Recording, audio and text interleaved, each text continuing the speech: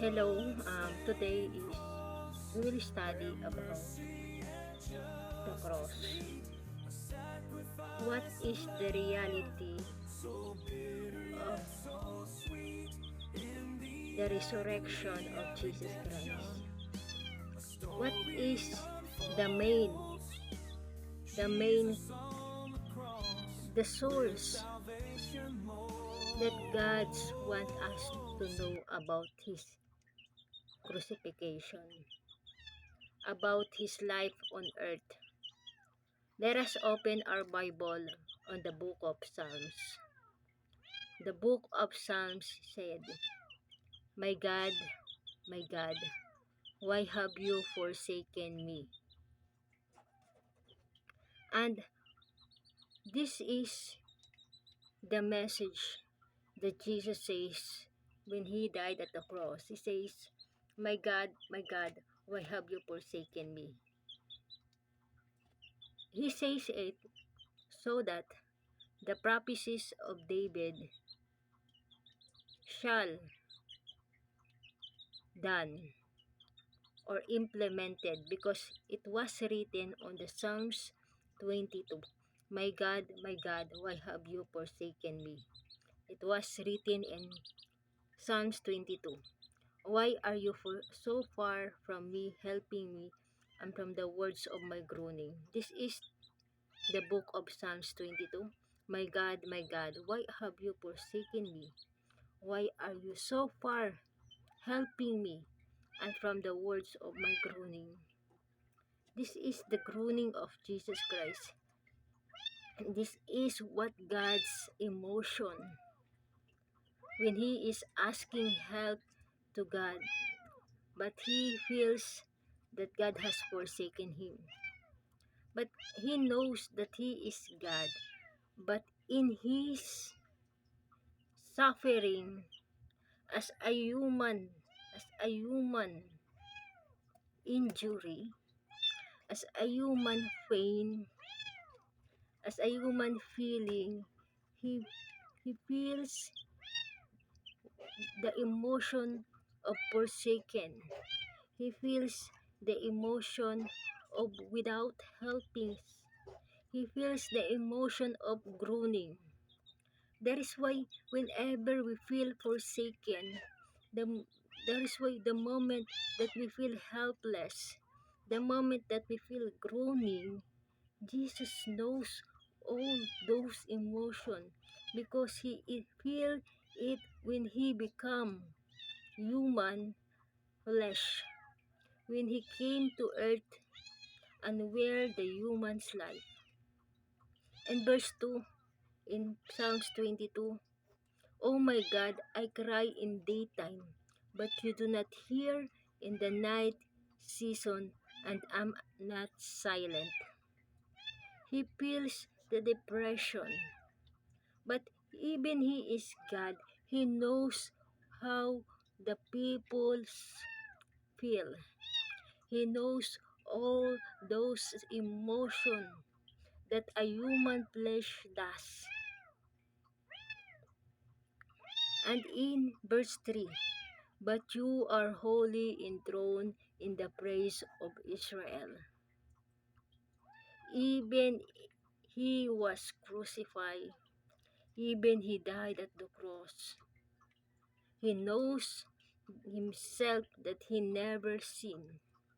He feels those persecution. He feels those emotional helpless. He feels those emotional forsaken. He feels emotionally groaning. He feels without help. He feels silent, but he knows in himself in verse 3 that he is holy, enthroned in praise over Israel. And in verse 4, "Our father trusted in you, and they trusted you to deliver them." Diba? In himself, that is why Jesus Christ died at the cross, because the Father trusts in him.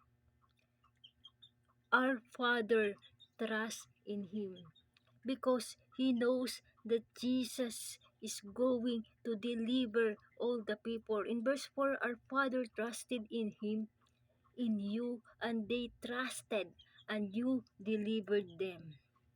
That is why Jesus Christ died at the cross for us, because the main reason is to deliver the people to their captivity, to their emotionally problem, to their groaning, to their forsaken life, to their emotionally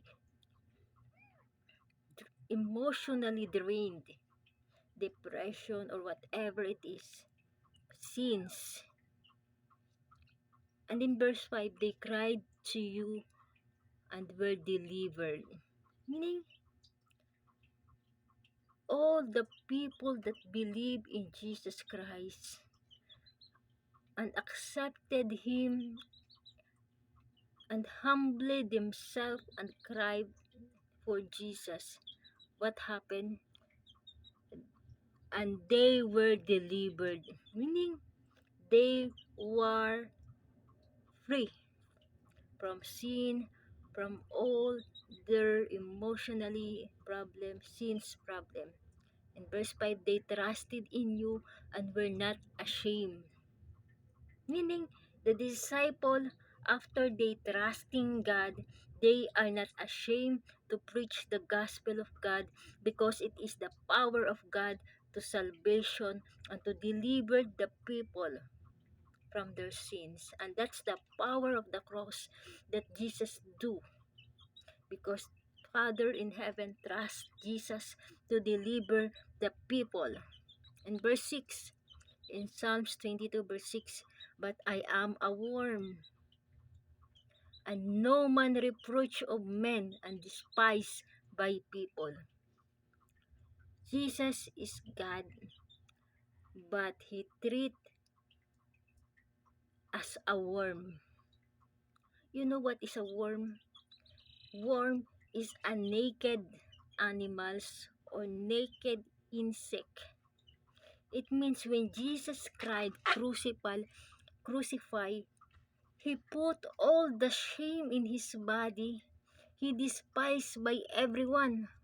According to verse 6, but I am a worm, and no man reproach me, and despised by the people. He received all the despise because He is naked as worm. You know, when Jesus Christ crucified, it is not like a dress, because according to the word of God, they gambled my dress and they get my garments. Meaning, when Jesus Christ crucified, He is naked like a worm and despised by everyone. And that's what Christ feel, and that's what Christ suffered at the cross for you. He is despised because He loves you.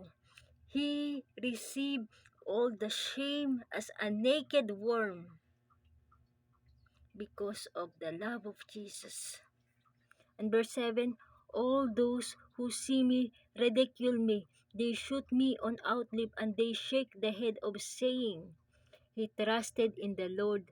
Let Him rescue him. Let Him deliver him, since He delight in him. They despise because they say, if you are God, if you truly trusted God, why? God never save you from the hour of crucifixion. You know, Jesus Christ has a full army of angels, but refused.